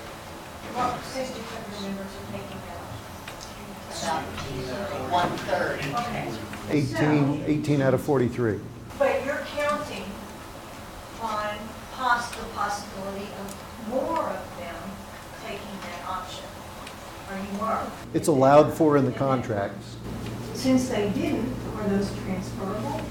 Today, it's not, because TriState has an individual contract with La Plata and an individual contract with each other that says this is the limit you have. That's right. Yeah. And the contract. We call that the pooling concept, and the contract committee has explored that a number of times. They asked me probably 3 years ago, come up with a straw man of how this would work. I did. I said, here's 3 different ways it could work. We did some polling on it. I don't remember exactly what the contract committee recommendation to the full board was, but we've discussed that, and that's one of the options that could happen. Yeah. Okay, just a couple more slides I have. So another thing that TriState has done over the years. over here. Oh, I'm sorry. I'm sorry. I'm very sorry. This is a shy group, Dan warned us. So on that previous slide, just for perspective, so you got 18 members that are availing themselves of the local option. How many, and maybe you don't know the answer, but how many are bumping up against the 5% limit? You know, I would suspect that it's more than a handful, but no, it's 3 or. I think it's 3 or 4.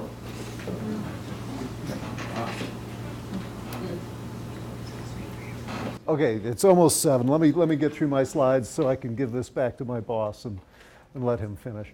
Another thing TriState has done is what we call Policy 117. And so when members do their local renewable projects, we have helped fund those. We've helped subsidize those projects. So basically we're collecting money from all of our 43 members and giving that money to the members who do renewable projects. And so we've spent about $14 million over the term of this, and the budget for next year I think is very similar, $3 million or something like that. So TriState, the board, has said, yes, let's incent these folks to do renewable projects. And again, we're in the middle of this. We're taking from some members and giving to others. But so our board has shown, I think, some progressive characteristics in doing that. So with that, I am going to get. You bet. So, aren't those monies actually just purchasing the power? No. They're purchasing the RECs. Yeah, but that's. The 115 is the power, and 117. Yes. Yes. You're going to have the kindness of your heart. You know, or is there some financial alternative? One of the things that No, that's fair. One of the things Brad's boss has said is, this is your co-op, and he says that to the 43 members. You can do whatever you want. You can raise rates, and if that means, you know, going from 5% to 10%, or you can raise rates if that means accelerating the closure of coal units. It's your co-op. You know, it's a democratically controlled co-op, and the board really does tell us what to do. My question really is about these payments that you just put up here.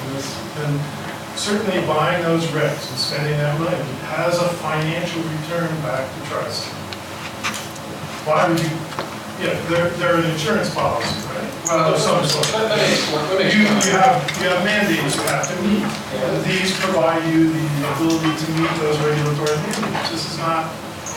It seems to me, correct me if I'm wrong, these are not just altruistic payments. You're wrong. Yeah, so let me explain. So in 2001 was when our members had the option to go out and do their own renewable projects. And so from 2001 to 2007, we had 0 projects done. And part of the reason was because our rates were lower back then and renewable prices were higher.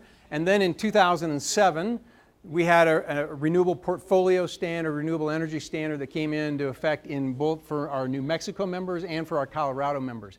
And so when that happened, we went to the membership, we said, how do you guys want to handle this? This isn't power. Our obligation is to give you power. How do you want to handle this? And so what the membership said is, we want TriState to take care of that for us. We want that to be part of the service. And we said, fine, we will do that. And so what we needed was renewable energy credits. And at the time, I don't really remember about WAPA. I don't think they were even registered projects at the time. So we didn't have any RECs. And so one of the things we said was, okay, we want to incent our members to do these local projects. And somebody over here, might have been you, said what we want is we want TriState to invest money into our community so we can do these things. Boom, that's what this is. That's exactly what this is. We are taking money from other members and giving it to those that are doing these projects. And our budget for 2018, I just saw our budget for 2018, a little over $3 million in 2018 will go out the door to provide incentives. We're buying these RECs at inflated prices in order to incent these projects to make sure they happen. So that is totally altruistic. And the board or the members that aren't doing it they understand that they're paying $3 million or a portion of $3 million more each year to provide these subsidies that help make these projects work for you guys. So we are doing some of that, and I'm guessing you're going to say, but that's not enough, right? And that's it's just a balance, right? But the membership, the board, when they voted in Policy 117 in order to pay a premium for these RECs, they knew what they were doing. They knew that they were investing in these local projects for those members that wanted to do it, even recognizing that at the time it was just a handful of people that were doing them. It's one of the regulatory. Well, we are so far over compliant now, we don't need the RECs, and we're continuing to do it. So, okay. Do you know what the premium is on the RECs? Oh man, Policy 117 has changed a number of times over the years. Rob, can you help me? I mean, some of the old contracts we're paying. At the peak, we were paying over 4 cents for each REC. I mean, it's $40 per megawatt hour, 4 cents per kilowatt. So that was a big. I think it was 4.4 cents at the peak. And now it's down to more like market prices. Yeah. Okay. So the thing I keep not understanding is there aren't any external costs in terms of our well-being right. to renewables, or at least to solar and wind. And TriState doesn't seem to be acknowledging the external cost to our health of fossil fuel. And when Rob says, we can't just go off coal, and what I'm hearing is, so you're going to live with your childhood cancers and your preterm births and your contaminated water and your respiratory deaths. We will factor that in as soon as the board tells us that this is the cost of carbon or the social cost of whatever, however you want to describe it. Whenever they say it's $13 or it's $130 or whatever it is, then we'll factor that in. Unbelievable.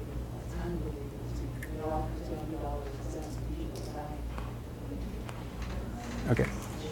Yes, sir. You mentioned that planning factor, I think for Excel, I think it's 47 or 48 cents. That for planning purposes, they have to calculate for externalized costs. Oh, they haven't been told what to factor in yet for external costs. They were just told to come up with something and put it in there. So I don't know. I don't think they said any number. I think they told Piesco, Public Service XL, to go figure it out and factor it in. XL doesn't want to do it because they don't know how to do it, but shame on them, right? Yes, ma'am.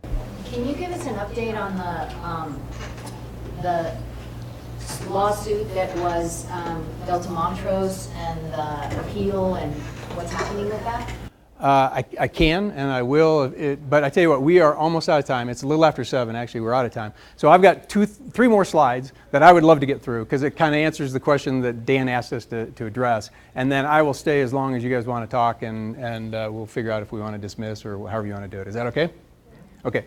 All right. So let me go on. So Dan said, be prepared to answer these 2 questions. One is, why can't TriState members generate more than 5%? And that was kind of your question, right? And why can't TriState retire coal faster and add more renewables? Okay, so I hope that you understand that the presentation material that we've given is kind of giving you all of that, but I'm going to kind of wrap it up here. So from my perspective, the increasing the 5% member generation, if our members go out and do more, that's perfectly fine. It just raises our rates, okay? We would need to go out and we would have to modify the wholesale electric service contract. You have to renegotiate all of those things that are in there. It wouldn't just be one thing, it would be other things that people want. You got to get 43 people to agree. And so we can do that. But I want to kind of also say, that's from the contract perspective. If you guys want to go out and do more, there is a pressure valve, a relief valve. And that is that you guys can go out and do projects and sell that power to TriState, and we will buy it from you at the same price that we buy from other projects that are similarly situated. So if you want to go out and do a big solar project, we'll buy it from you at the same price that we could buy it from somebody else. Okay? Secondly, you can go out and do renewable distributed generation in your communities, and then you can sell it to a third party. And we have a member that is doing that. Okay, so that's an option for you as well if you say, man, we want to do more renewables, yeah, okay? So that answers that question, I hope. The second one is, why can't TriState retire more coal units faster and add more renewables? The short answer is we can, but it creates upward rate pressure, and I kind of go through some of the stuff that we've already talked about in terms of the Class A rate, what we're selling to you guys at, what our incremental cost is, and what the market price is. So if we don't sell to you, we're going to go out and sell it into the market at 3 cents, and we're going to make 1 cent of margin to help cover those fixed costs, as opposed to making 5 cents by selling to you guys and covering those fixed costs, okay? So if you collect less, then your rates have to go up, okay? Simple math. And the other things we've already talked about already. But the bottom line is we can do these things. There isn't anything technical. There isn't anything physical. It just comes down to one of your P's, which was price, right? And you know it's not a story you want to hear, obviously, but it's about the money. And that's, our board members are extremely sensitive. I think they get voted in oftentimes on, or voted in or voted out on whether rates go up or down, those kinds of things, and whether they're fighting to keep rates low. That's just sort of the reality of it. So I hope you've enjoyed the presentation. I'd be happy to take any other questions that you've got. Thank you. So do we want to take a break? We want to keep going? You guys can get up and leave. You're dismissed, but you're certainly welcome to come and grab us.